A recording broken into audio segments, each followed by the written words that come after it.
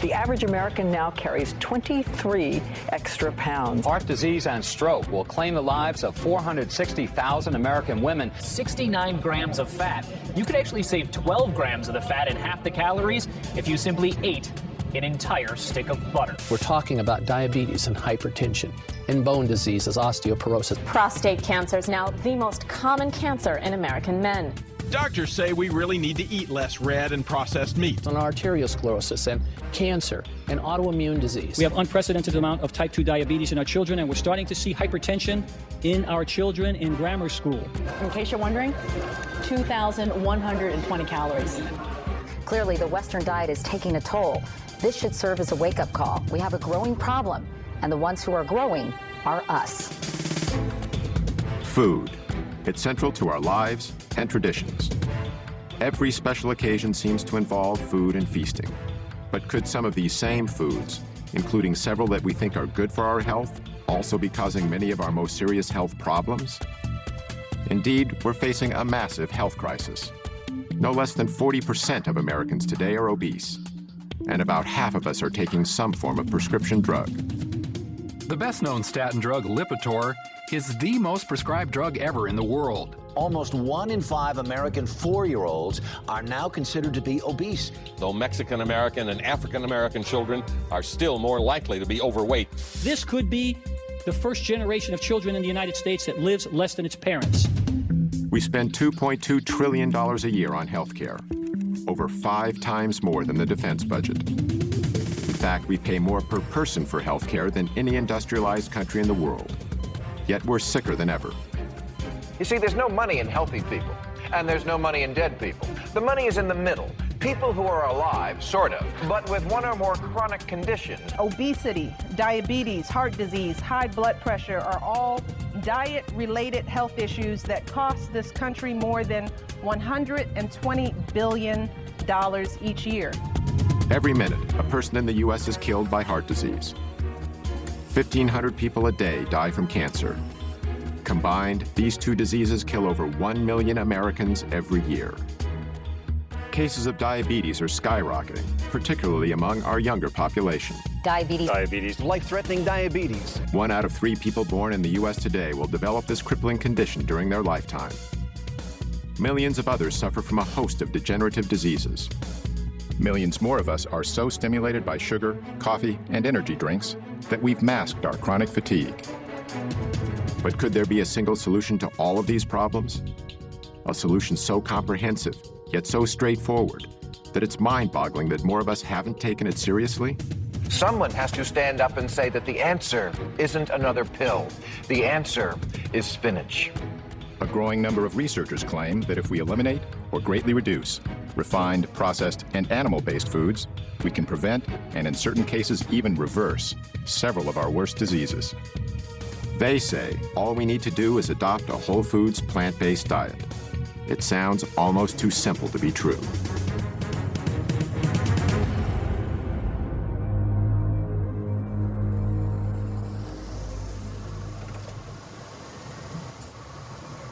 You might not expect someone like me to explore the connection between diet and disease. On my way over, I drank these 2 Red Bulls. I also had a 12-ounce Coke and another half of a 12-ounce Coke. I haven't always lived the healthiest lifestyle, and I've eaten more than my share of fast food. But as part of my effort to learn more about the link between food and health, I visited 2 physicians in Los Angeles, Dr. Matt Letterman and Dr. Alona Pulday. Hi. How you doing? Lee, nice to meet you. Nice to meet you, too. Is Dr. Pulday? Dr. Pulday, pleasure to meet you, too. Both are MDs. Dr. Letterman was trained in internal medicine and Dr. Pulday in family practice. They incorporate a whole plant foods nutrition plan into the treatment of their patients.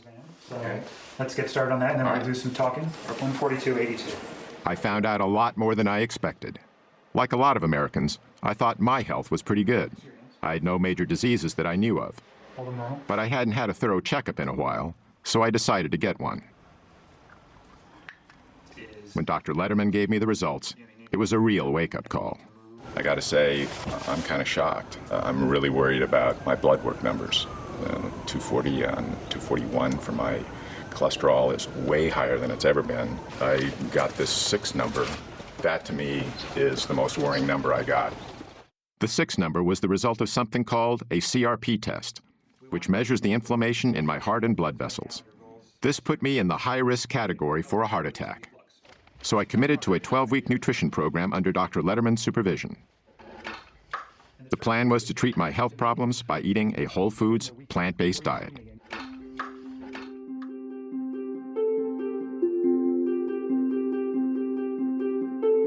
The idea of using nutrition to promote good health is nothing new.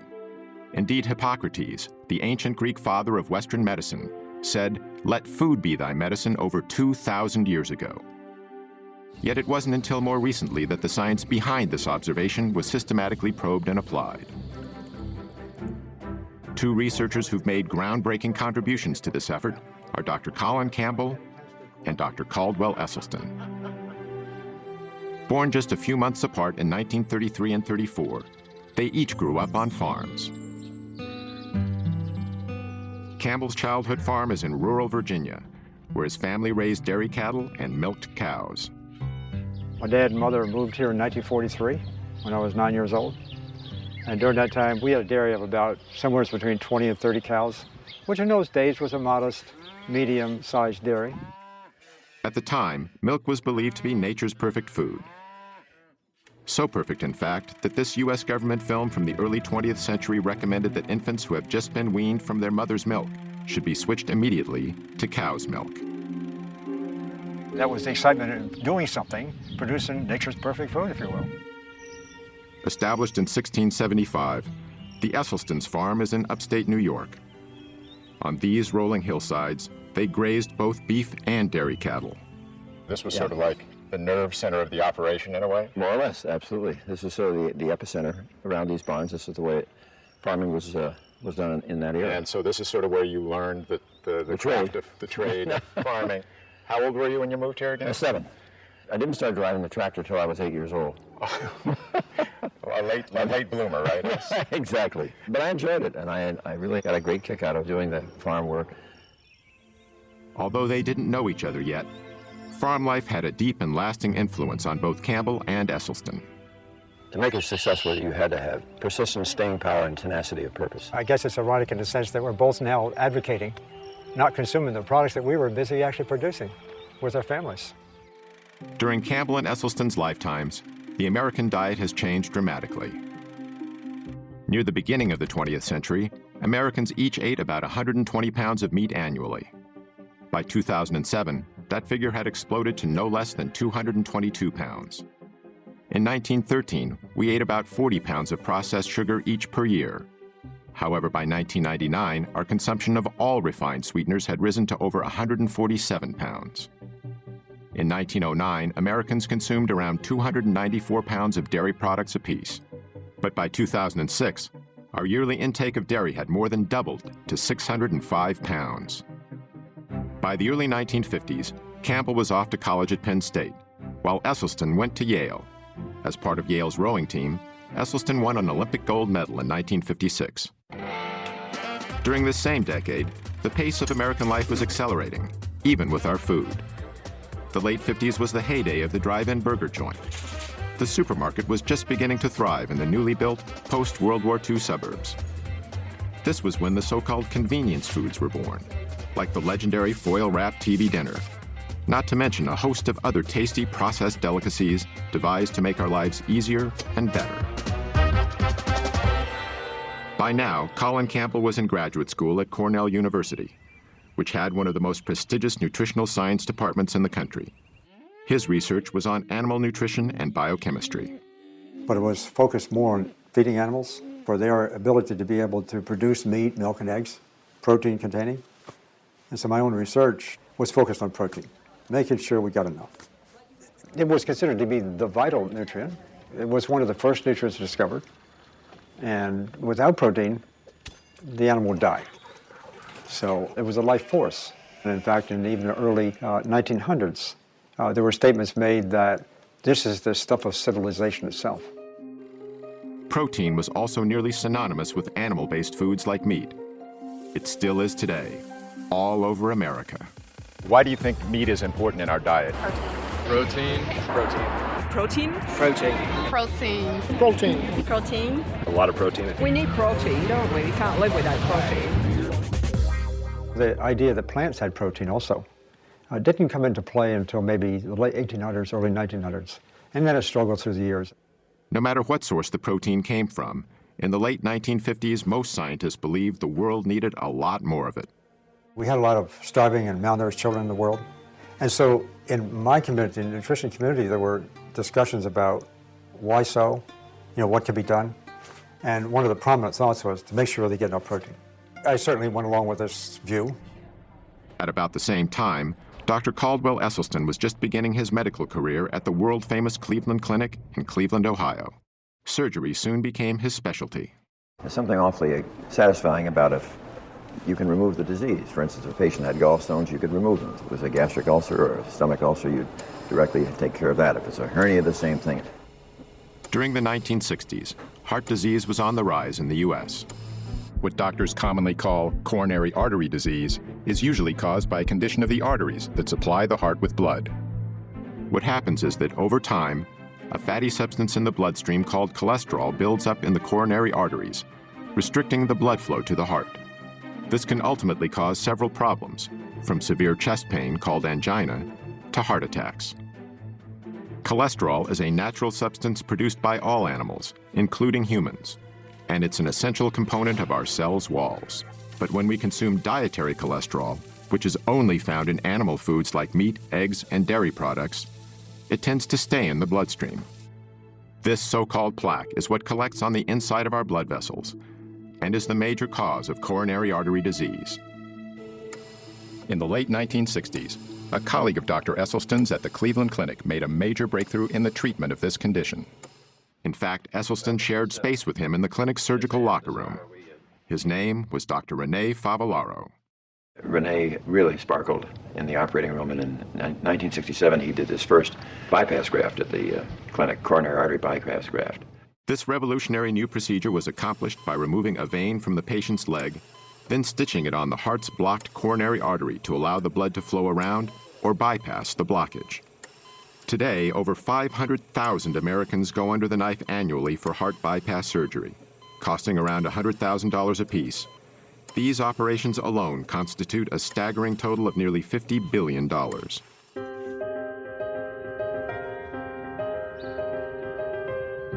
Joey Acoin lives in Tampa, Florida, where he owns and operates a landscaping company. I tell everybody, the joke with everybody with me is, I don't eat to live, I live to eat. And my whole life, I ate whatever I wanted. In 2004, doctors discovered Joey had a dangerously high cholesterol level of 320 and a hazardous blood sugar level of 480. This not only made him a type 2 diabetic, but a prime candidate for a heart attack and a stroke. This is my daily pill regimen. I got 2 pills I take for my diabetes, then I got 1 for cholesterol, 1 for high blood pressure, and then I take Byetta, which is an injectable medicine, every morning before breakfast and every night before dinner. And that's what I've been doing for almost 4 years now. And I know it makes me tired, and I just don't feel normal. I only sleep 4 hours a night or so. I just hate taking them.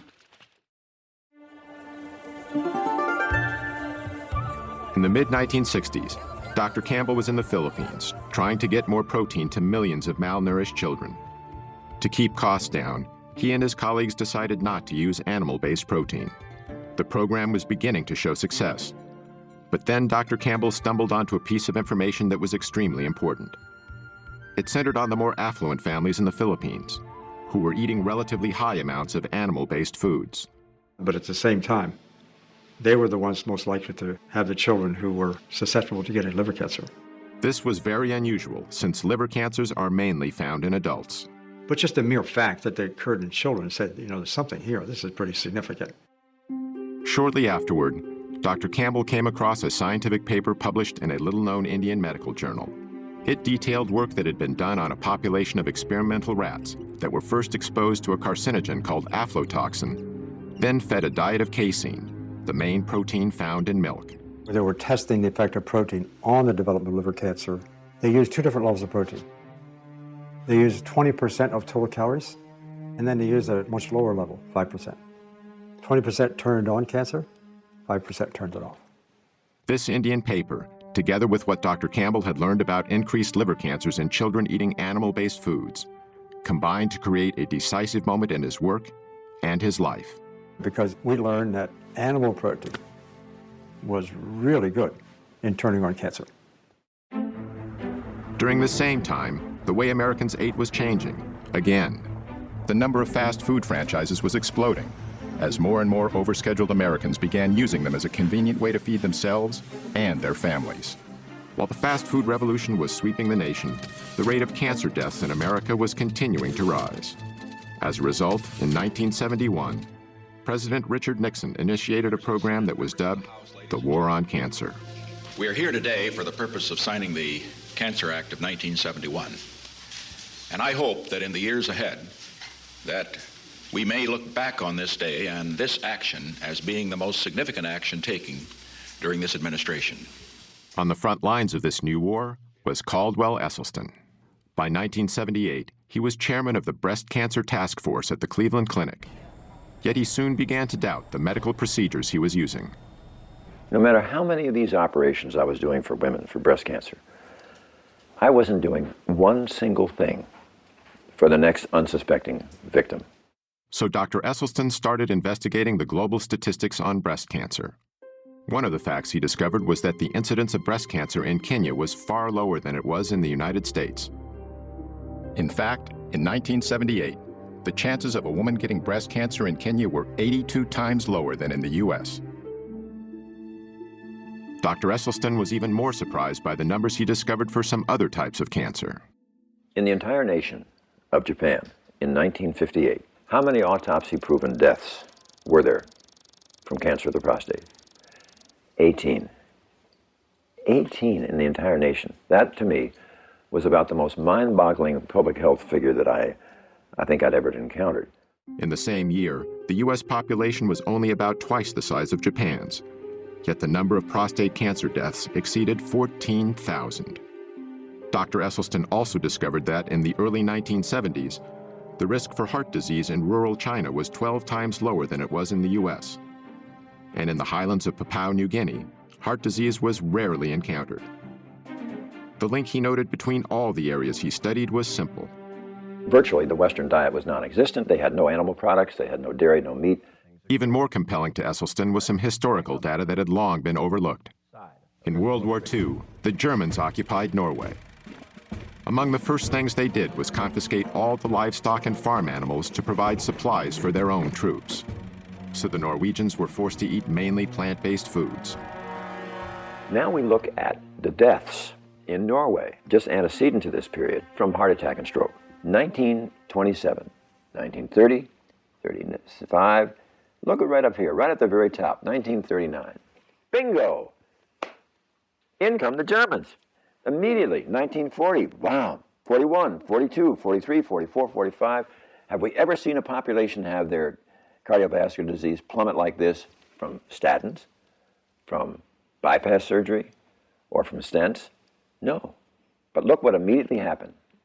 With the cessation of hostilities in 1945, back comes the meat, back comes the dairy, back comes the strokes and heart attacks. I mean, it's such an absolute powerful lesson. But we didn't get it. Because of evidence like this, Dr. Esselstyn was making the same assessment that Dr. Campbell was due to his work in the Philippines, seeing a causal link between animal-based foods and some of our most deadly diseases. But they weren't the only researchers coming to this conclusion. Another was Dr. John McDougall. In the mid-1970s, he began practicing on a sugar plantation in Hawaii. What I observed there was the health of the people differed dramatically depending upon how long they'd been in Hawaii. People who were raised in Japan, the Philippines, Korea, China, first generation, who had moved from their native land, were always trim. Never had heart disease, prostate cancer, colon cancer, breast cancer, rheumatoid arthritis, multiple sclerosis. Never overweight. They were in their 80s and 90s and fully functional. Their kids got a little fatter, a little sicker. Their grandkids and the next generation were just as fat and sick as anybody I'd ever seen. And what came through clearly was the diet was the difference. The first generation had learned a diet of rice and vegetables in their native land. But the kids, they started to give up the rice and replace it with the animal foods, the dairy products, the meats. And the results were obvious. they got fat and sick. So I knew at that point what caused most diseases. At the time, however, Campbell and Esselstyn knew virtually nothing about this other information. Even so, they ultimately reached a revolutionary conclusion: that many of our most crippling conditions could be greatly reduced, if not completely eradicated, simply by eating what they call a whole foods, plant-based diet. This means consuming foods that come mainly from whole, minimally refined plants, such as fruits, vegetables, grains, and legumes. It also means avoiding animal-based foods, such as meat, dairy, and eggs, as well as processed foods like bleached flour, refined sugars, and oil. Campbell and Esselstyn's research in this field would change their lives forever.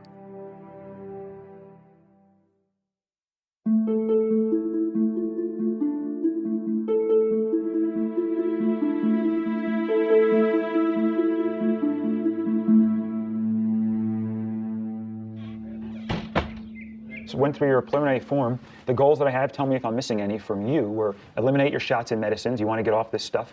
You want to sleep well at night. You're not doing that. You want to stop feeling tired and run down. You want to lose weight. That's it. You got it. Those are your goals. The other complaints, you had low energy, ringing in the ears, sinus problems, postnasal drip, shortness of breath, wheezing, coughs, indigestion and reflux, loose stool, diarrhea, bloating, black and bloody mucousy stool with meat consumption, and difficulty walking, getting around, trouble losing weight, chronic and unpleasant hunger feelings, groggy after meals, strong food cravings, and anxiety about food in general. All of that stuff. Sounds like I'm dead. So I don't mean to, harp on the bad stuff, but, that will all, most of that should get better. My goals I'm adding in. Which goals do you add? I want you to reverse all your medical diseases, the ones that we can reverse, and most of yours we could. I told you all the risk and benefit. Based on what I told you, I would stop all these meds. And I would stop these on top of all these risks. That's what I'm going to try. You're going to get my best effort, I can tell you that. Yeah, you'll do good. Okay. You'll do well. By 1975, Dr. Campbell was at Cornell University, investigating what he'd discovered in the Philippines. Our work from the beginning was designed, in a sense, to do two main things. One, I wanted to replicate, if possible, the Indian work, because it was so provocative. Secondly, if this is really true, I wanted to study how does it work. Just like the Indian researchers, Campbell fed half the rats in his study a diet of 20% casein, the main protein and dairy products. The other half was fed only 5% casein. Over the 12 weeks of the study, the rats eating the higher protein diet had a greatly enhanced level of early liver cancer tumor growth. On the other hand, all of the rats eating only 5% protein had no evidence of cancer whatsoever. But Dr. Campbell decided to take these findings a step further. This time, instead of keeping his test rats on the same diet throughout the study, he kept them in one group and switched their diets back and forth, between 5 and 20% dairy protein, doing so at 3-week intervals. The results were astonishing. Whenever the rats were fed 20% protein, early liver tumor growth exploded. But when the same rats were given 5% protein, tumor growth actually went down. I mean, this was so provocative, this information. We could turn on and turn off cancer growth just by adjusting the level of intake of that protein. Going from 5% to 20% is within the range of American experience. The typical studies on chemical carcinogens causing cancer are testing chemicals at levels maybe 3 or 4 orders of magnitude higher than we experience. Even more surprisingly, Dr. Campbell discovered that a 20% diet of plant proteins from soybeans and wheat did not promote cancer. However, there's a long-standing belief among the public that animal protein is important for human health. Connie Dickman supports this position. Ms. Dickman is Director of Nutrition at Washington University in St. Louis, Missouri. She's the past president of the American Dietetic Association and an advisor to the National Dairy Council. When you eliminate animal foods from your eating plan, you run the risk of inadequate protein content. Animal proteins provide all the amino acids that we need for cell growth, tissue repair, and overall health. Eating whole foods, it's virtually impossible to be protein deficient without being calorie deficient, because even if you take the foods that have the least amount of protein in it, let's say potatoes, for example, or rice, 8-9%. That's the figure we more or less need. Dr. Campbell's research led him to a conclusion about the way genes, chemicals, and nutrition interact to promote cancer. Cancer starts with genes. It might be genes we're born with, it might be genes that are actually changed by a chemical. So those genes become capable of producing cancer cells. Whether we do or don't get cancer is primarily related to how we promote those cancer cells to grow over time. That's where nutrition comes into play. They go much more rapidly when they were fed animal protein. Dr. Campbell and other nutritional scientists have found that only a small percentage of cancer cases are caused solely by genes. I think the general consensus in my field is that probably not more than 1 or 2% at most is attributed to the genes we may or may not have. And that's the most helpful and hopeful information I give people, because if you go through life thinking that what happens to you from a health perspective is based on your genes, you're a helpless victim. My diet was pretty abominable. I thought the two principal food groups were caffeine and sugar. Dr. Pam Popper is executive director of the Wellness Forum in Columbus, Ohio, and an expert in the areas of health and nutrition. And you want? The women in my family are all overweight. I'm not. I don't eat and live like they do, so I've changed my health destiny by not engaging in the same habits. Over the next several years, Dr. Campbell initiated more extensive lab studies using various animal and plant nutrients. The results were consistent. Nutrients from animal foods promoted cancer growth, while nutrients from plant foods decreased cancer growth. Yet Campbell hadn't identified a specific biological mechanism that caused the effects he observed. And it finally occurred to me that there was no such thing as the mechanism. What we were looking at was a symphony of mechanisms. We think that nutrition is attributed to individual nutrients, and that's the way it gets marketed, and that's the way the companies tell us, so forth. When in fact, nutrition, all of it working together to create this symphony, the hundreds of thousands of different kinds of chemicals in food all kind of working together nicely. I mean, the complexity is total. That's a holistic concept. And I had to say to myself, that's a very exciting idea. Dr. Campbell realized that his discoveries in the laboratory were significant but limited. How are these findings relevant in people? How do different types of foods affect cancer and other diseases? Campbell needed a large-scale population study. He would soon find a perfect opportunity.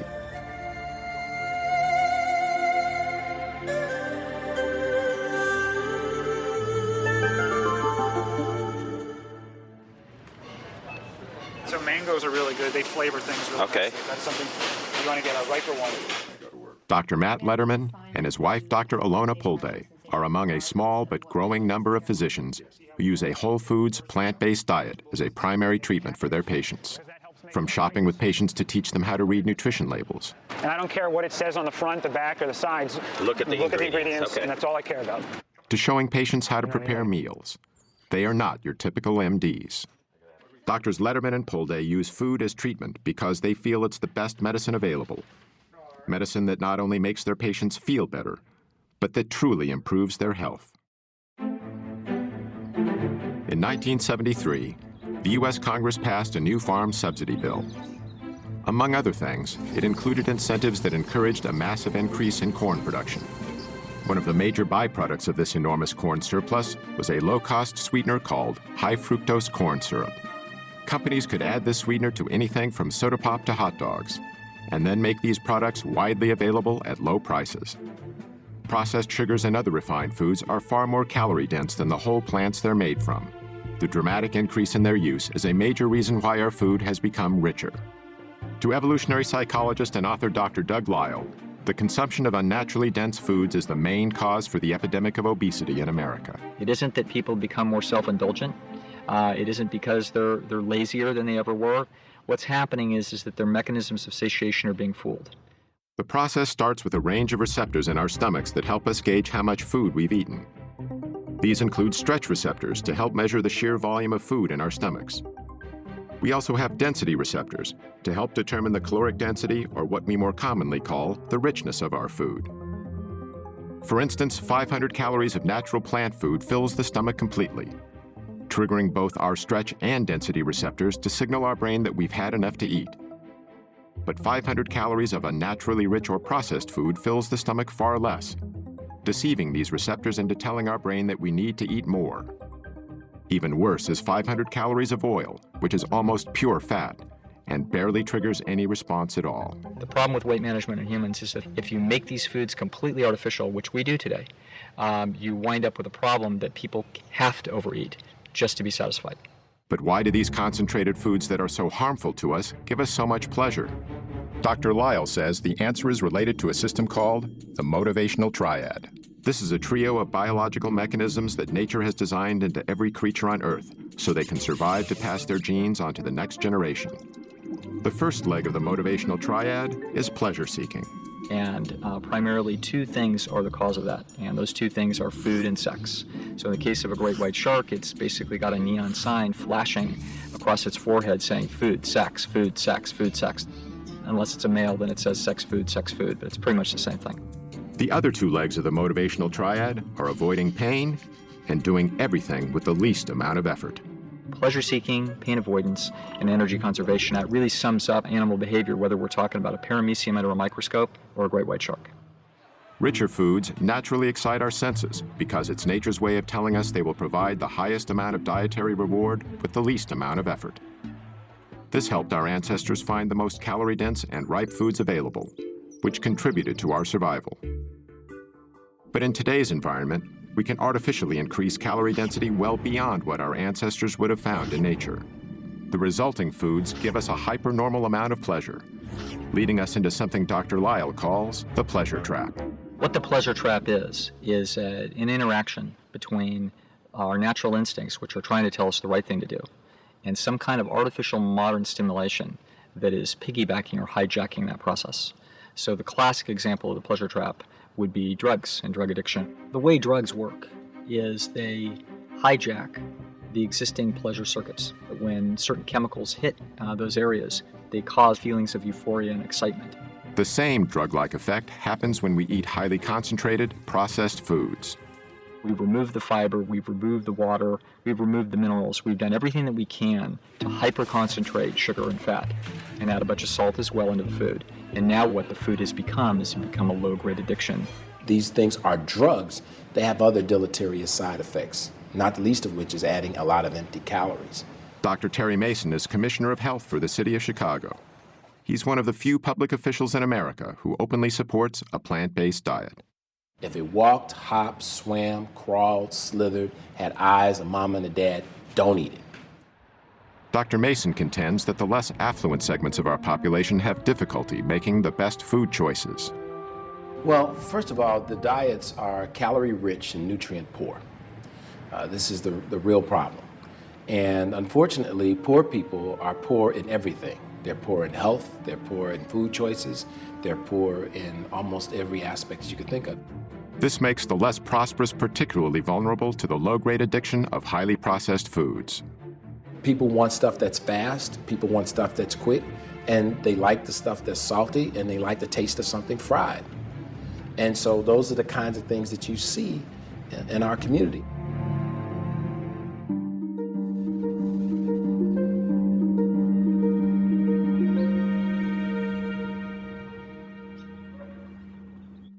Sandera Nation lives in a quiet suburb in Cleveland, Ohio, with her 5 children. In October 2008, she was stricken by a strange illness. I want to say something, but it's not coming out. I'm getting really shaky and sweats, and then I'm cold and I'm sick and I'm fatigued and my stomach hurts and everything, so I went to the doctor. And that's when they diagnosed me with hypertension and diabetes. Like Joya Coyne, Sandera was treated with expensive prescription drugs. I was in denial for a while. I heard what they said, but I was in denial, I still ate things I shouldn't have. I didn't really get the education that I needed to know, so I really depended on that pill to save me.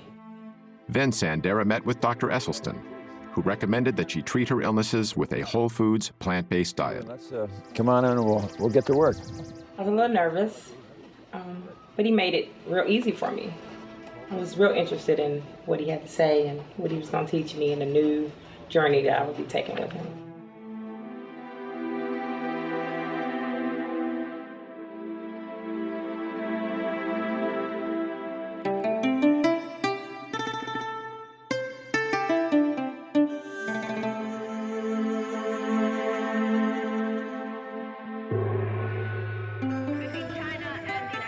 In 1974, Chinese Premier Zhou Enlai was hospitalized with bladder cancer. Knowing that his disease was terminal, he decided to give his country a more complete understanding of cancer. So he initiated what would become one of the largest and most thorough scientific studies in history. 650,000 researchers cataloged the mortality patterns caused by several types of cancer for the years between 1973 and 1975. The study encompassed every county in China and over 880 million people. Zhou died in 1976, years before his study was complete. Okay, and you'll need how many shirts then? Probably 3? Yeah. Okay. Zhou Enlai's cancer study would ultimately have a major impact on what Dr. Campbell himself has called the capstone of his research. Early 1980s. And you were there for 2 or 3 months. Dr. Junxi Chen is now senior research professor with the Chinese Center for Disease Control and Prevention. He first met Dr. Campbell at Cornell in 1980, when he was a member of the Chinese Institute of Food and Nutrition Science. The Cold War was just beginning to thaw, and Dr. Chen was among the first senior scientists from China to visit the United States. By then, Dr. Campbell had become one of the most distinguished nutritional biochemists in the world. When they discovered this book, a significant collaboration was born. This is the Atlas of Cancer Mortality in China. Published in 1981, the Cancer Atlas was the result of Zhou Enlai's nationwide study. It showed a highly unusual geographical distribution of different types of cancer in China, which tended to be clustered in certain hotspots. The same was true with cancer after cancer, and the counties with the highest levels were often far greater than the counties with the lowest levels. So, for example, esophageal cancer, according to this cancer map, the mortality has 400-fold difference among different counties in China. That's huge. Yeah, and I understood that in the United States, only several-fold difference. Maybe twofold is another. That's all we see. Yeah. So that caught our attention in terms of the why. Because they are all Chinese. Genetically, they are all the same. And why they have so much difference in single cancer mortality. So we believe it has to be related to the environment, the big environment. And from our professional perspective, of course, it's diet and the nutrition. Dr. Chen, he said, why don't we just go there and do a study? For Dr. Campbell, it was the opportunity he'd been looking for. Among other things, he could examine how his observations about liver cancer in Filipino children and the findings from his lab studies applied to a large human population. The project would consider 367 diet and health-related variables, making it one of the most ambitious nutritional studies ever conceived. Dr. Campbell and his associates carefully chose 65 counties scattered across China. These counties were mainly located in rural or semi-rural areas. We use the rural counties because they are stable in their residence and they have been in this lifestyle for at least 20 to 30 years. More than 350 workers were trained. They carefully surveyed the diet and lifestyle of 6,500 people in the chosen counties. Urine and blood samples were also taken. In 1983, Doctors Campbell, Chen, and their collaborators began to analyze the vast amount of information that had been collected. The job would take years. After 8 weeks eating plant-based foods, Joya Coyne was still off all his medications. When I started this, I had all these side effects from medication and from my being so unhealthy, but now I'm getting in better shape every day. I feel more healthy. I very seldom get tired during the day. I just feel so good all the time. This is a scale that I weigh myself on, and it started about 8 weeks ago, way up here around 218, 220, and now it's bouncing between 180 and 185. None of my belts fit. This one here, I actually had to have 2 new holes punched in because I like the belt so much. Nothing fits. I got to go shopping. It's just everything, all my clothes. A good problem to have. It's been fun for him because I think he's learned, in addition to the fact that he's seeing such great results, that he loves it. I don't think he'll go back to this old ways. He feels too good, and he likes, even if he started to go off a little bit, he feels too good, his energy's too good, he looks younger. And the fact that he would have to go back on all the meds, if he did, I think that that's a huge motivation for him to maintain the lifestyle. In the mid-1980s, Dr. Caldwell Esselstyn was struggling to organize a study on coronary artery disease.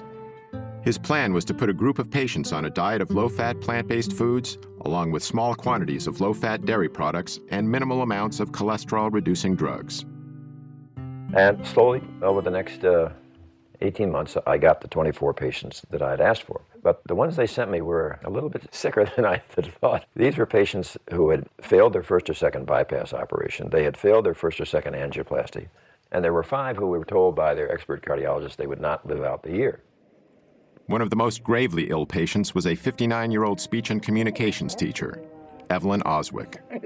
Ate all the chocolate candy I could eat, ate every donut I could put my hands on. Oh, I just love things like that, a lot of gravy. And then I have had 2 heart attacks before I met Dr. Esselstyn. When I had the second heart attack, the doctor said that I should prepare for death, really is what he said. And I looked at him and I said, do you really mean that what you want me to do is buy a rocking chair and just sit there and rock away and wait? And he just looked at me and he said, yes, that's just exactly what I'm saying. Anthony Yen was born and raised in China. And we were eating typical Chinese cultural diet. A very small piece of meat, but they slice it, and so it was for flavor rather than American style. When you eat a large, great big piece of meat, which you could easily fed the whole family in China. And we eat a lot of vegetable in China, and we have soup. But once I came to the United States, you find beginning to experience fast food, hamburgers and cheeseburgers, pizza, and I noticed my weight began to gain. When Mr. Yin was 56 years old, he suddenly experienced severe chest pains. At that time, I had an open heart surgery. I had 5 bypass. 5. But it was very interesting. About a week later, I felt my chest tighten up again. So myself and my wife went to see Dr. Esselstyn.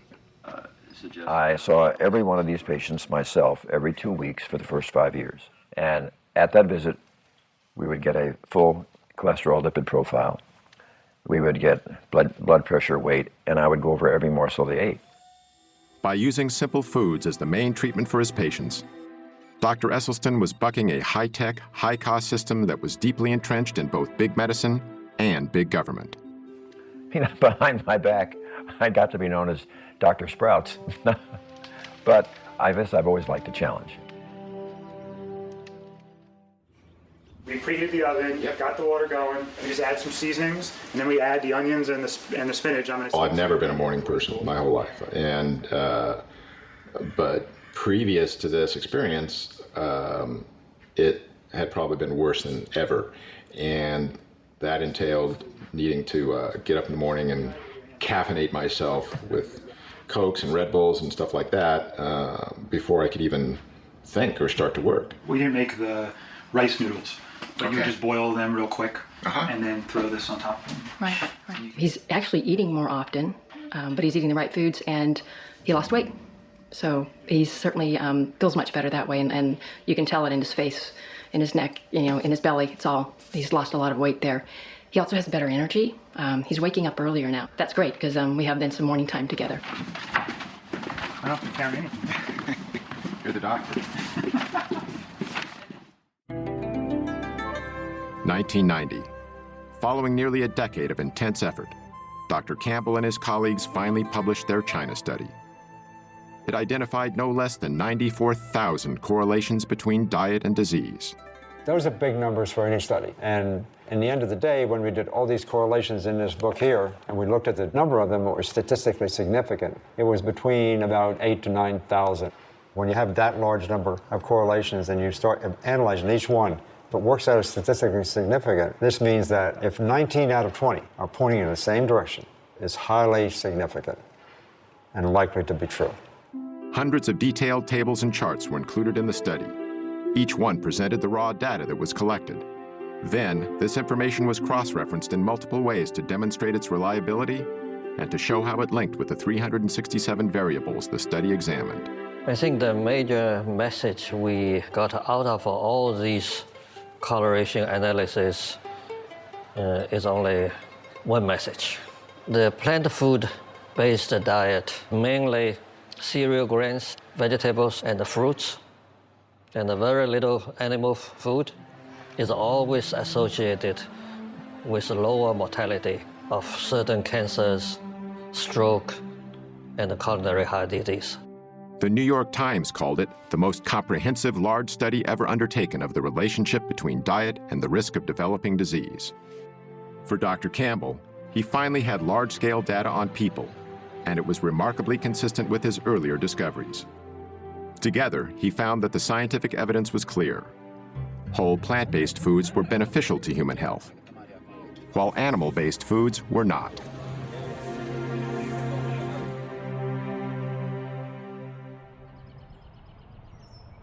Sandera Nation's journey to better health wasn't easy at first. It was a little hard because I've been eating fatty foods and grease and everything 38 years, as long as I can remember. So it was kind of hard to go from that to changing the next day completely. I started a journal for maybe the first 3 weeks. Write down my feelings and emotions, what I felt like, so that other people could know it's okay to feel that way. Along the way, Sandera had strong support from Dr. Esselstyn and his wife, Ann. They keep in touch, and they're like, we haven't forgotten about you. And I know they haven't. I really feel here that they haven't. I went to Walmart this day. I had wanted a Subway sandwich, and I said, I'm going to get me that meatball sub. I then received a call while I was at Walmart from Mrs. Esselstyn, as if they knew I was weak at this moment. She stated, promise me you will not eat anything from Walmart. Gave me chills to know that she called at that moment. Therefore, I left the store without getting that meatball sub. While Dr. Campbell was publishing his China study, Dr. Esselstyn was getting some powerful data from the research he'd started in 1985. He began with 24 patients, but 6 had dropped out in the first year, leaving him with a total of 18. At the end of 5 years, we had follow-up angiograms, and 11 of the group had halted their disease. There was no progression. And there were 4 where we had rather exciting evidence of regression of disease. These results were astonishing. The diet produced something that medication and surgery never had before: actual reversals of heart disease. The biological mechanism that caused these reversals centers on the lining of our veins and arteries, the endothelial cells. They are the absolute life jackets of our blood vessels. You're young and you're a teenager, you're healthy. You could spread those out 1 layer thick and you'd have something that would cover 6 or 8 tennis courts. In 1988, scientists discovered that endothelial cells manufactured the gas nitric oxide. Well, what does nitric oxide do?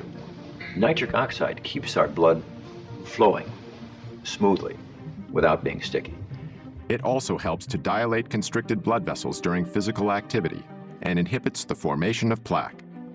And most importantly, nitric oxide is a powerful force for eliminating the inflammation that seems to go with this plaque. However, scientific tests have demonstrated that when we start eating the typical Western diet, our endothelial cells are damaged. When you're getting to be in your 40s and 50s and 60s and you've been slaughtering your endothelial cells, you don't have those 6 or 8 tennis courts. You may be down to 1.5 or 2, and they can't protect you. Yet according to Dr. Esselstyn, when we begin eating a whole foods plant-based diet, the damage to our endothelial cells not only stops, it starts to reverse.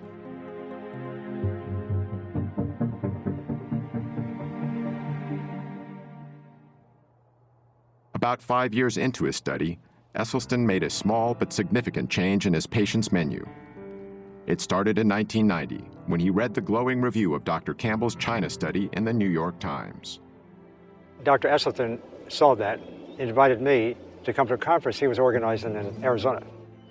These 2 revolutionaries, who up until then had been on similar but separate paths, finally met face to face.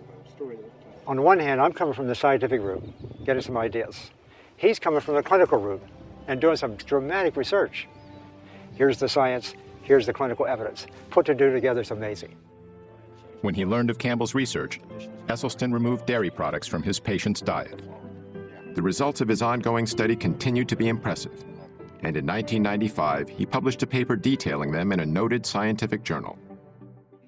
Yet one of Esselstyn's most remarkable success stories involved a colleague of his at the Cleveland Clinic, Dr. Joseph Crow. Actually, I was active, healthy, very busy, mid-40s, absolutely no risk factors at all for any heart problem. But Dr. Crow, even with what was considered to be a healthy cholesterol level, was actually ravaged by heart disease. This angiogram, taken after his first nearly fatal heart attack in 1996, shows how badly damaged one of his coronary arteries was. This angiogram was done after less than 3 years of entirely dietary treatment.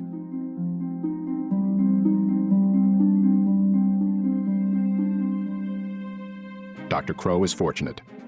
In 25% of cases, sudden death is the first and only sign of coronary artery disease. Of Dr. Esselstyn's original 18 patients, all survived the initial 12 years of the study. Today, 14 patients are still alive, over 2 decades after the study began. The thing about Essie, although he's always very pleasant, when you said, I'm going to be on this program and I'm going to stay with this diet, you stayed with the diet or there was the door. You had no choice. I mean, his smiles are wonderful, but he is very stern, you know. That's why I'm still living. But, you know, he's just a wonderful man.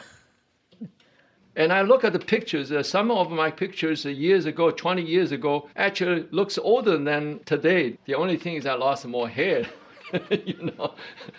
Anthony and the other male patients also noted another change. When you're young, when you're a teenager, you see a female and so on, it gets kind of excited. And the first reaction physically, you know, it gets attention, you know, raise the flag, I call it. This happened to us. All the other Dr. Esselstyn's, I call them all the guinea pigs. The flag still rises. Talking to your doctor about ED may be the last thing you want to do, but it's definitely a conversation worth having. I'm a practicing urologist and have been so for the last 25 years. And erectile dysfunction is actually the first clinical indicator of generalized cardiovascular disease. It's the canary in the coal mine. It's the thing that lets you know that you have some significant endothelial and vascular disease much earlier than will a heart attack or something like that. We have to stop thinking of the body like it's compartmentalized. It really isn't. The blood goes everywhere in the body. And so if you have vascular disease anywhere, you have it everywhere. Despite the apparent success of the dietary approach, some critics say eating this way is extreme. Now, with the Western diet, this guarantees there are going to be, what, 500,000 people in this country this year who will have to have the front half of their body divided, their heart exposed, then veins will be taken from their leg and sewed on their heart. Some people would call that extreme. Dr. Esselstyn has now successfully treated over 250 patients with heart disease, using almost exclusively a whole foods, plant-based diet. Heart disease, as far as I'm concerned, is an absolutely toothless paper tiger that need never, ever exist. And if it does exist, it need never, ever progress.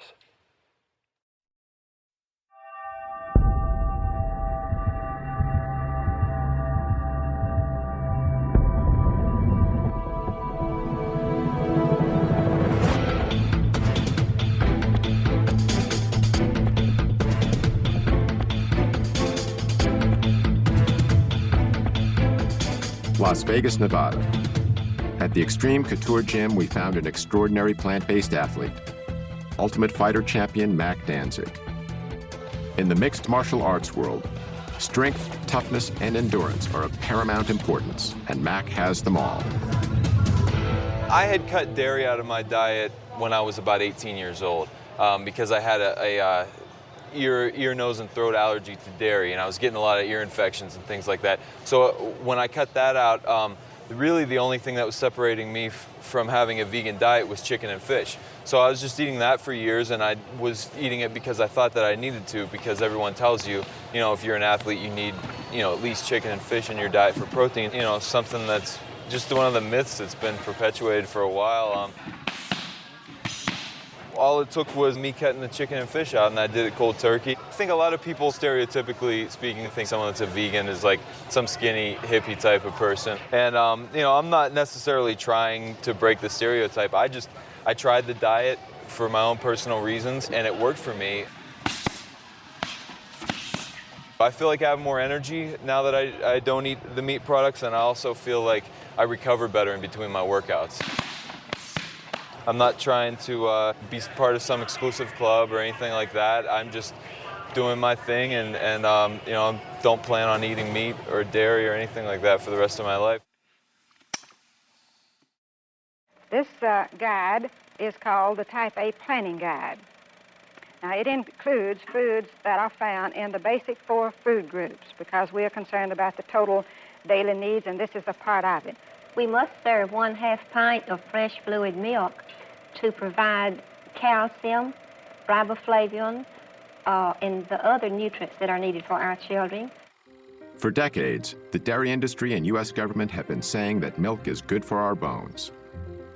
While all whole foods contain calcium, an essential nutrient for bone health, it is argued that we need the higher amounts found in dairy. Children and aging women in particular have been singled out to drink more and more and more milk. What do you think the most important nutrient we get from dairy products is, like milk? Calcium. Calcium. Calcium? Calcium. Calcium. Calcium. For calcium. Calcium. The science in terms of dairy's role in healthy bones is pretty strong. And in fact, the National Osteoporosis Foundation, of course, utilizes that science in their recommendations. Osteoporosis is a degenerative bone disease, which has been widely linked to a lack of calcium. If this is true, nations with a high intake of dairy products, which are a major source of calcium in a westernized diet, should have low levels of osteoporosis. But according to a study done by a distinguished Harvard researcher, nations with high levels of calcium intake tend to have high levels of hip fractures, which is a key indicator for osteoporosis. And so, in fact, the higher the dairy consumption, the higher the rate of osteoporosis. Exactly the opposite of what the dairy industry has been telling us for so long. One of the primary mechanisms for that is that animal protein tends to create an acid-like condition in the body called metabolic acidosis. To combat this condition, the body draws upon its most readily available acid buffer, namely calcium in our bones. As the calcium is extracted to neutralize the excess acid, our bones are weakened. In defending the health benefits of milk, many national health organizations now recommend that we consume low-fat dairy products. It can be milk, it can be yogurt, it can be cheese, it can be anything made from milk. But again, the important message, it's a message that comes from the American Dietetic Association, the National Osteoporosis Foundation, cancer, heart. We're all on the same page. It needs to be low fat or fat-free. So as the fat is taken out, the protein becomes a larger proportion of the total. So they become higher in protein, lower in fat. And when we compare these high protein, low fat milk products, for example, with prostate cancer, the relationship is as strong as it is for cigarette smoking and lung cancer. Most of these animals here are what we call heifers. They're the young females, not yet cows. So they haven't had their first calf yet. They haven't had their first calf. So they have to have their first calf before they can Once they lactate. come into lactation, they almost keep them these days. They keep them pregnant continuously for 3 or 4 years. Why are they eating grass now? Well, this is the last time in their lifetime they're going to see grass. After that, they're in the barn. They're standing there for the rest of their life. When I was young, we defended our product, promoted our product, because it was nature's most perfect food. And so I believe that. But it took on a slightly different twist as time passed. I mean, it's the most perfect food for cats. And trying to switch the milk of one species to another species doesn't make a lot of sense. Only 2 months into her treatment, Sandera was experiencing dramatic effects on her type 2 diabetes and hypertension. Since I've been on a plant-based diet, blood pressure's been wonderful. My blood sugars are in the 80s. It shocks me, 70s. And so I was alarmed when it was 60. I'm like, isn't that bad? It's 60, you know, and I talked to the diabetes educator, which is wonderful. She's like, no, that's a normal blood sugar. Your pancreas is working, it's reversing. Ironically, Sandera works at an outpatient facility for diabetics. Yet the treatment that was achieving success with her diabetes came from outside the established medical system. The positive results went far beyond Sandera's chronic diseases. Mentally, not having the sluggishness, the fear of the disease progressing, because I feel I'm in control and I have power of taking it back the right way now. So mentally, I feel great. I'm eating the things I should eat. And the one thing that is true that Ann said to me, you really start tasting the real taste of what you're eating. Because I eat a peach and you would think, I was in heaven with my white peaches. I get to eat. And it feels good to be able to eat, bringing the sugar down, you losing the weight, your whole everything changes. You know, I think we're a little dependent on, you know, our doctors and the medications. We should take a little bit more responsibility in checking out for ourselves. And speaking of doctors and medications, how does Sandera's regular physician feel about her new lifestyle? When I recently approached her about my blood sugars being so great, my question was, should I not take my medication? And she said, no, you still take your medications. And she said, what is that doctor trying to do? Take you off your medications? And I'm looking like, yeah, I'm hoping that's the goal. So there's still people we have to make believers. Yeah. Sally and Jim eat their breakfast at about 7 o'clock. It's a good breakfast of good foundation foods. Today they're having milk, cereal, poached eggs, and sliced oranges. They are starting the day right. The key agency that sets nutritional guidelines for Americans is the United States Department of Agriculture. The USDA helps determine what foods are served to everyone from our soldiers in the field to our kids in their school cafeterias. These guidelines are also taught in our schools, influencing what our children will eat for the rest of their lives. Dr. David Klurfeld is a nutritional scientist and national program leader for human nutrition with the USDA's Agricultural Research Service. We've made dietary recommendations since the 1890s from USDA, and that was before we knew about vitamins and minerals. Subsequently, we've had different food groups, and we had the basic 4 and 5 and 7 and 12, and it varied as the science changed. Perhaps the best known of the food groups was the Basic 4, introduced in 1956 in a leaflet called Food for Fitness. The mainstay of nutrition education for over 30 years, the Basic 4 defined what an entire generation of Americans believed was healthy to eat. The 4 food groups was replaced in 1992 by the Food Pyramid, then updated by My Pyramid. These guidelines recommend 3 servings of dairy products per day, and meat is still a primary source of protein.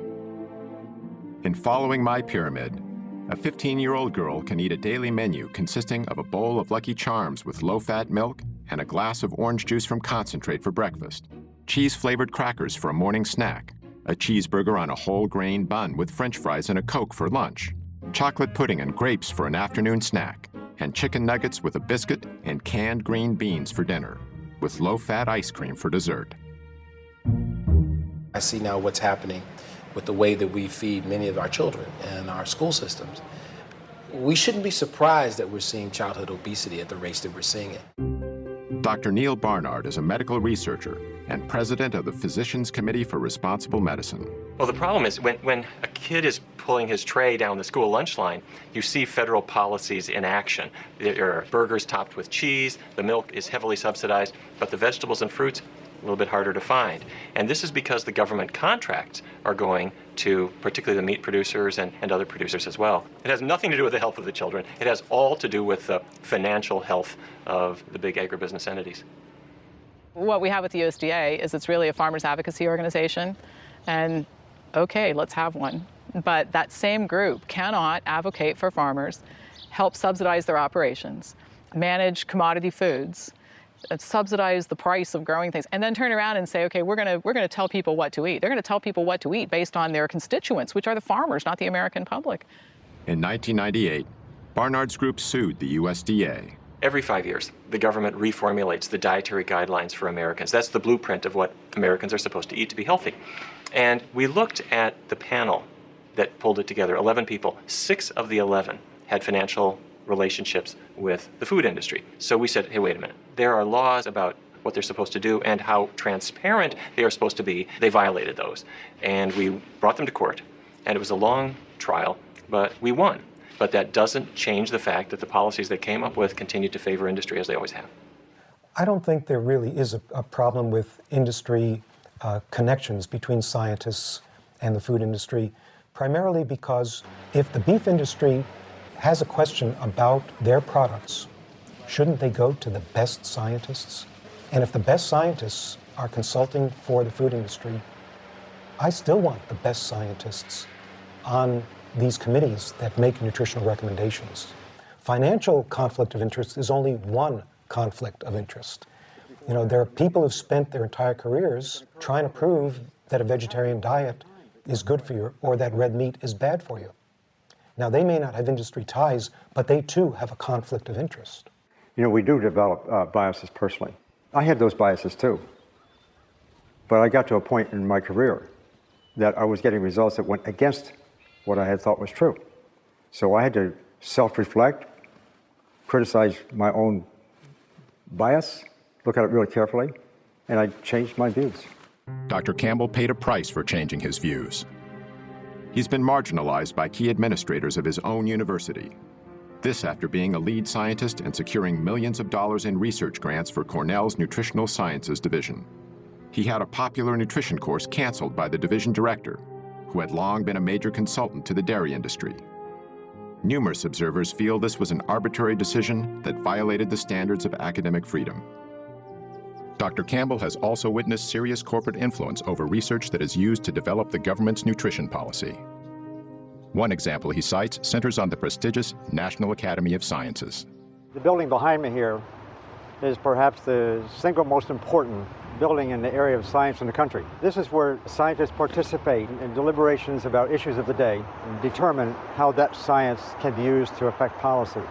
In the early days when I was involved, those panels were mostly funded by public money. But on the other hand, in more recent years, I have seen more and more corporate money coming in to support these activities, and more people being allowed on the committees, especially the chairs of the committee, and of course they can pick the kind of people they want to pick in order to get a certain kind of conclusion. It's not the way it should be, and I'm sure that if the public were to know how powerful is this influence, they would be surely upset.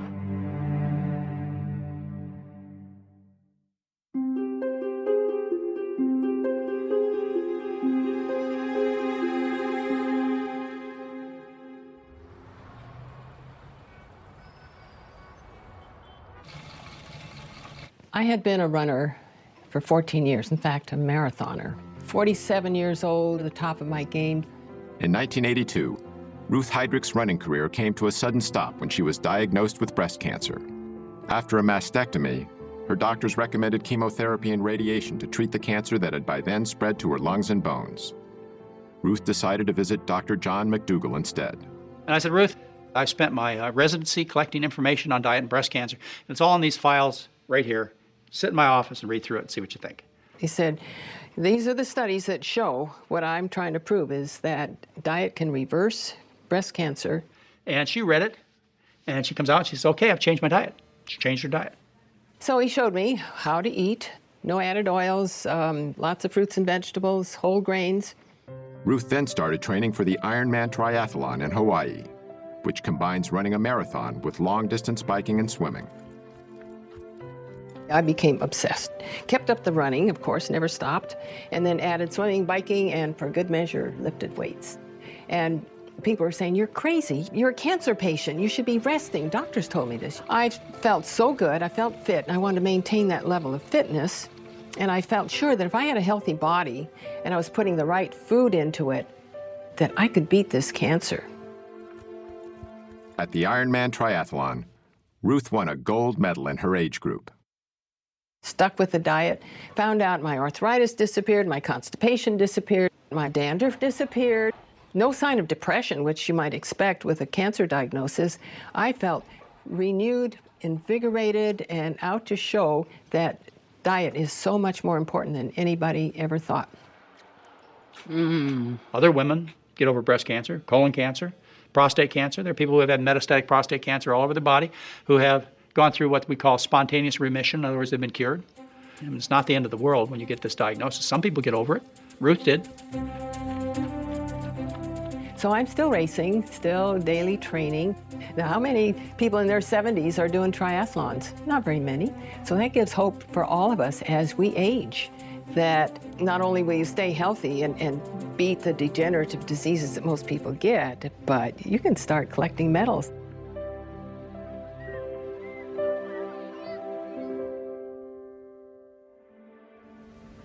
The food choices we make have profound global effects.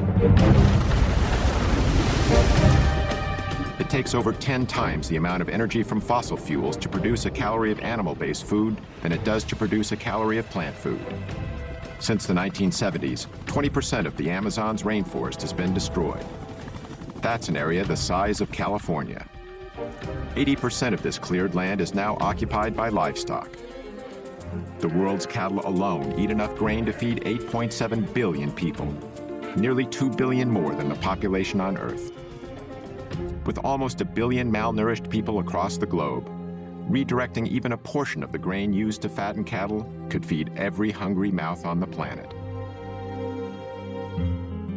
For Gene Bauer, factors like these, combined with a deep respect for animals, helped convince him to adopt a plant-based diet. Mr. Bauer is president and co-founder of Farm Sanctuary near Watkins Glen, New York. It provides a safe haven for animals that have been abandoned or abused. I grew up eating animals, like most people in our country, but once I started considering my food choices, I recognized that I didn't really want to eat animals. And the more I learned, the more I saw that I was healthier if I didn't eat animals, and that I had a much lighter footprint on our planet. The livestock industry is a greater contributor to global warming than the entire transportation industry, according to the United Nations. So by eating meat, milk, and eggs the way we are, we're harming our own health, we're slaughtering 10 billion innocent animals every year in the US, and we're destroying the planet. Statistics compiled from the United Nations and the World Health Organization demonstrate the profound global effect that diet has on health.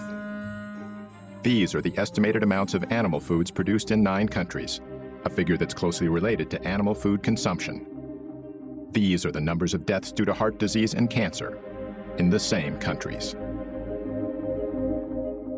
In the United States, the very same diseases continue to have a grave impact. Even with the billions of dollars spent on cardiac treatment, heart disease is still the #1 cause of death, killing over 600,000 people a year. And the elephant in the room, when we talk about stents and heart bypass surgery, is the fact that, well, it's no question, in an emergency, these procedures are absolutely life-saving. But when they're done electively, and these procedures do not protect from new heart attacks. Stents and bypass operations are used mainly to treat large arterial blockages. Yet according to many research studies, only a small percentage of heart attacks are caused by the largest buildups of plaque. The rest are caused by the more numerous, newer blockages that are far more inflamed and much more likely to rupture than the larger, older, more stable plaques. And so this is why those procedures don't treat the disease. They are treating symptoms. Dr. Esselstyn has been eating the same foods that he has recommended to his patients for over 25 years. One of his sons, Rip Esselstyn, used a plant-based diet to fuel a successful 10-year career as a professional triathlete. When Rip turned 34, he was ready for a career change and trained to become a firefighter.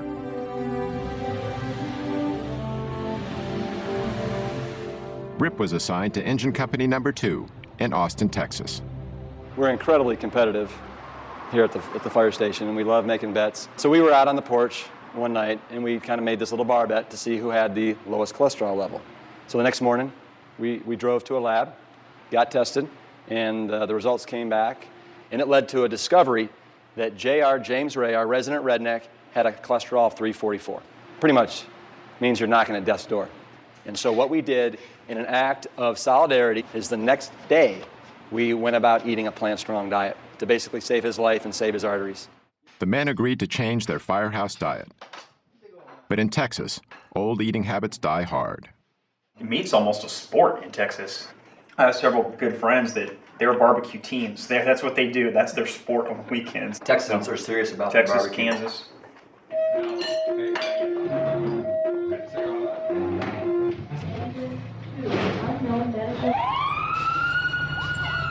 Well, guys associate being manly with eating meat. And if you're a firefighter, it's exponentially so.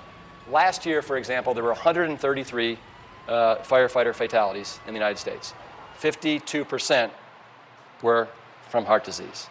Our number one killer of in the line of duty deaths for firefighters is heart disease.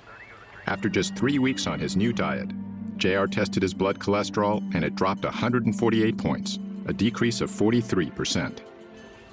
His results inspired the others who also saw their cholesterol drop and their energy levels rise. As firemen, they were not only helping themselves, they were in better shape to assist others. One of the things about being a firefighter is you don't have any idea what your next call could be. We may have a high-rise alarm where we have to go up 20 flights of stairs with air packs on, with all of our bunker gear on, with a high-rise pack on our backs. Anybody can go down the pole, but not everybody can go up, especially without their legs. And right there, you're talking about an additional 75 to 100 pounds that you have to carry up 20 flights of stairs. You have to have an amazing aerobic capacity and strength in order to do that. Real men eat plants. Real men eat plants. You know, as firefighters, everybody thinks that we fight fire, and we do. But over 70% of our calls are medical emergencies where we are responding to heart disease, hypertension, type 2 diabetes, rampant obesity. And so we see up close and personal basically the destruction that's being caused by the standard American diet. To me, the answer is just absolutely so simple it's criminal. And it's just people starting to take responsibility for their health and starting to eat more plant-based foods. It's that simple. After 13 weeks on a whole foods plant-based diet, it was time to get my results from Dr. Letterman. When you started, your weight was 231 pounds, Right. now 211 pounds. Okay, that's It's a 20-pound drop there. Wow. Your blood pressure was 142/82 when you started. It's now 112/70. Wow, All right. that's a big drop, That's right? a nice drop. Oh yeah, that's great, and it'll just keep dropping as you continue to do this. Your pulse was resting at 92 when you started. It's now down to 60, resting. Okay, cool. Your total cholesterol though went from 241 down to 154. What? Yeah, that was pretty amazing. 241 down to 154. 154? 154, yeah. It's really, and your LDL, which is your bad cholesterol, I think this is the most impressive, went from 157 down to 80. No way! Yeah, that's amazing though, to drop almost in half. We did CRP last time, which is sort of the marker of the inflammation in the heart and the blood vessels, and that went from 6.0 down to 2.8.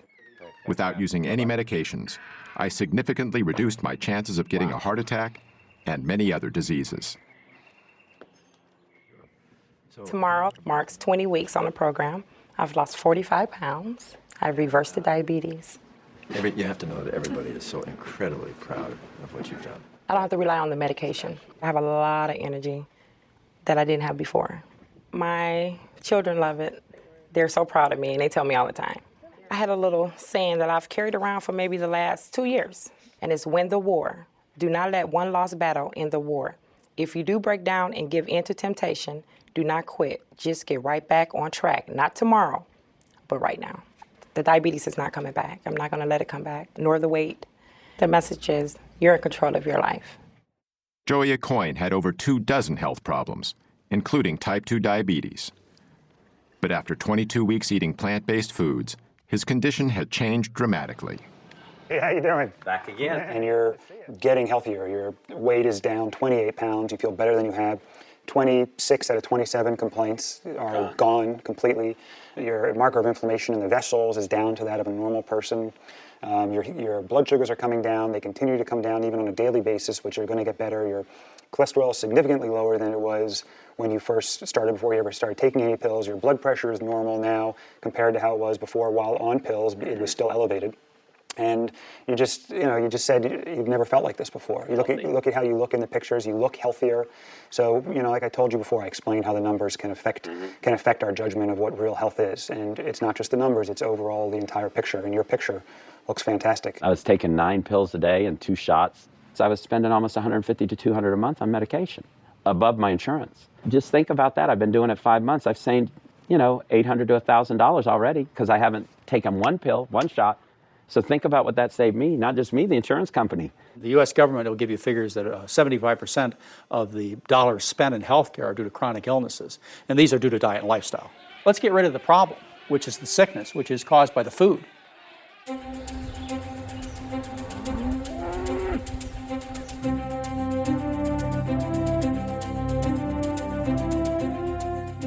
now well into their 70s, Doctors Campbell and Esselstyn are both vital and active. They also continue to spread their message. If you carefully look at our school children, already the arteries to their brain, the carotid artery, is getting some intimal medial thickening. Dr. Esselstyn lectures about his research all over the United States and abroad. His wife Ann frequently accompanies him to help counsel patients and to demonstrate the preparation of plant-based foods. Dr. Esselstyn is also director of the Cardiovascular Disease Prevention and Reversal Program at the Cleveland Clinic's Wellness Institute. Like Dr. Esselstyn, Dr. Campbell continues to lecture throughout America and beyond. Dr. Campbell, you believe that even if animal-based proteins, meat, dairy, etc., are free from contamination, you don't think people should eat them? No, I don't. I think the closer we get to a plant-based diet, I should say a whole foods plant-based diet, the healthier we're going to be for all of us. In China, where Dr. Campbell did his large study a generation ago, the population has experienced dramatic increases in the amount of meat, dairy, and processed foods the average person consumes. At the same time, the rates of degenerative diseases are skyrocketing. Many Chinese now share some of the same beliefs Americans have about nutrition. 吃肉，我觉得增加蛋白质啊，对人体其实有很多好处。早晨起来喝一杯牛奶，我认为好像还是比较好。 Dr. Campbell's message is resonating with growing numbers of concerned people around the world. Oh, thank you, thank you, thank you.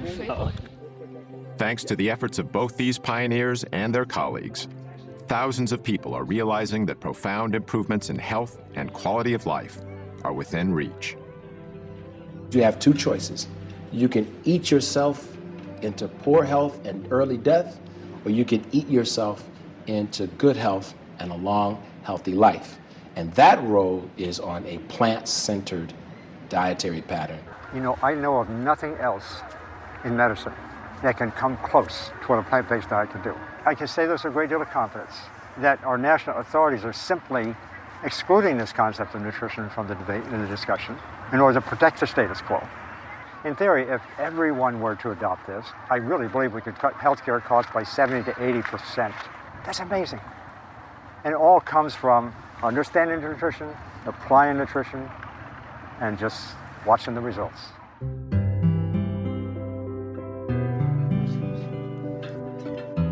The greatest gift that you could possibly give to yourself and your family, not only those in your generation, but your children and your grandchildren, if you can make them be aware of the incredible power that resides within each of them to avoid life's most poignantly tragic and painful events. You just don't have to have those kinds of events. I believe it with all my heart. If anyone listens to this, and they really should look at their refrigerator and look at their diet and give it a try. You'll lose weight and you'll be healthier. Nothing could lose if you just take a few weeks and try. You could see how easy it is. I'm not going to say it was difficult. Again, I made up my mind. This is what I'm going to do. I never felt like I wasn't getting what I wanted. So I didn't have ice cream. So I didn't have the donuts. So I ate something else. I can thank them in every way I can think possible, and my doctor, especially Matt, when they just can't understand what it's done to change my life. And it really has, not just mine, my family's, everybody's. It gives me shivers talking about it because it's so serious. It's a life-changing experience. You can be in control. And I stress this because there's so many things going on in my life that I'm not in control of. And that's my message. You can't control your outcome of your body. Eat to live and don't live to eat. Good job. Good.